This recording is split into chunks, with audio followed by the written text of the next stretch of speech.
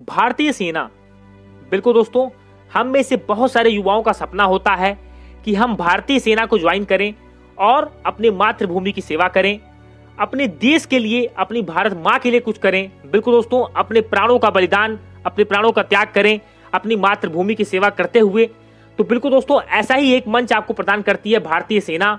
आज हम जानने वाले हैं कि भारतीय सेना को सबसे कम योग्यता में सबसे जल्दी से जल्दी कैसे ज्वाइन करें और इस ऑर्गेनाइजेशन का हिस्सा बने और अपने आप को दोस्तों गौरवान्वित करें, अपने परिवार को, अपनी सोसाइटी के लिए सर कर पाएं।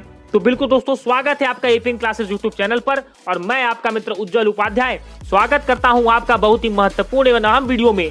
आज हम बात करने वाले हैं दोस्तों, भारतीय सेना को कैसे ज्वाइन करें, 10वीं के बाद भारतीय सेना को कैसे ज्वाइन करें।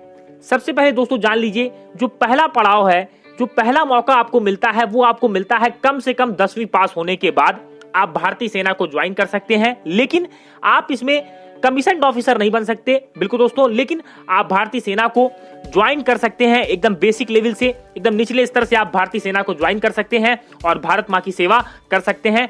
तो हम में से बहुत सारे ऐसे युवा हैं, जब भी हम किसी फौजी को देखते हैं, बिल्कुल दोस्तों, किसी पिक्चर में हम देखते हैं तो हमें भी लगता है कि हमें भी इस ऑर्गेनाइजेशन में जाना चाहिए और हमें भी वही कार्य करने चाहिए जो आप कुछ देखते हैं। आपको ऐसा लगता है कि मैं भी अपनी मातृभूमि की सेवा कर सकता हूं। अगर आपके अंदर साहस है और दोस्तों कुछ अलग करने की शक्ति है, आप कुछ अलग करना चाहते हो, तो यह ऑर्गेनाइजेशन आपके लिए है। अगर आप सही तरीके से, सही जानकारी के साथ इसकी तैयारी करो तो दोस्तों इसमें सेलेक्ट होना बहुत बड़ी बात नहीं है। आप बहुत आसानी से भारतीय सेना में सेलेक्ट होकर के भारतीय सेना को सर्व कर सकते हैं। तो आज मैं आपसे बात करूंगा कि 10वीं के बाद आप कैसे ज्वाइन करें।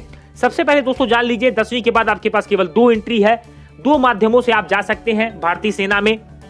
सबसे बड़ी बात, अगर आपको भारतीय सेना में जाना है तो आप 2 तरह से जाएंगे, जीडी यानी दोस्तों जनरल ड्यूटी और ट्रेड्समैन। बिल्कुल दोस्तों, इन्हीं 2 तरीकों से आप जा सकते हो भारतीय सेना में। मैं एक एक करके आपको बताऊंगा क्या क्या आपको एजुकेशन क्वालिफिकेशन चाहिए, क्या क्या आपकी मेडिकल रिक्वायरमेंट्स है, क्या इसका प्रोसेस है, सभी चीजें मैं बात करने वाला हूं। तो सबसे पहले मैं दोस्तों आपको जीडी के बारे में बता दूं।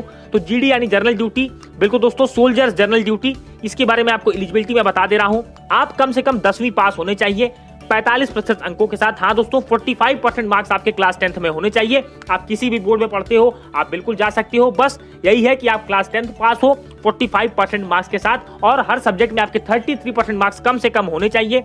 आपकी जो उम्र है, बिल्कुल दोस्तों, एज लिमिट जो है वो 17.5 से 21 साल। हाँ दोस्तों, याद रखिएगा, ये जो उम्र सीमा है वो 17.5 से 21 साल ही है, इसमें आप जा सकते हो।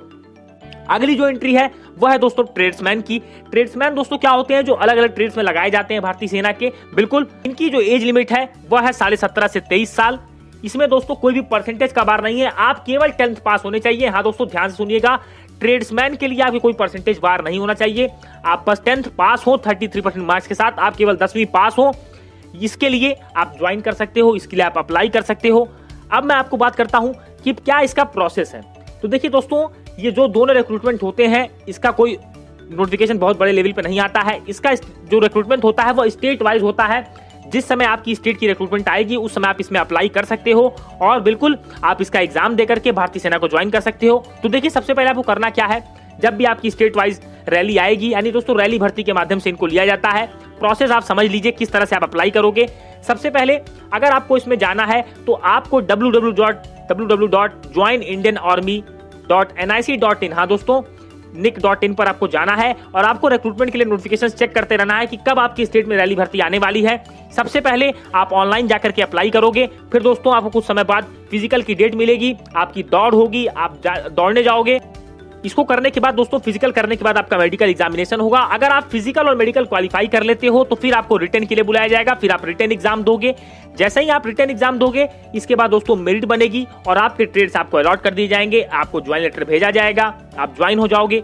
अब बात करते हैं इसकी फिजिकल एलिजिबिलिटी की। तो देखिए दोस्तों, कम से कम आपकी जो हाइट होनी चाहिए वो 170 सेंटीमीटर होनी चाहिए। बिल्कुल दोस्तों, जो सामान्य लोग हैं उनके लिए 170 सेंटीमीटर होनी चाहिए और जो पहाड़ी इलाकों से आते हैं, बिल्कुल दोस्तों, उनके लिए रिलैक्सेशन भी है। किसी के लिए 163 भी है, 165 भी है, 160 भी है। तो बिल्कुल, अगर आप नॉर्मल है। अगर आप जनरल घर से आते हैं दोस्तों, मैदानी एरिया से आते हैं, तो आपके लिए 170 सेंटीमीटर आपकी हाइट होनी चाहिए, आपका चेस्ट 77 सेंटीमीटर होना चाहिए और वेट कम से कम 50 kg होना चाहिए दोस्तों। और हाइट के अकॉर्डिंग भी वेट होता है, बीएमआई आपकी मेजर की जाती है। अगर आप फिट पाए जाते हो तो आप मेडिकल क्वालिफाई कर लोगे।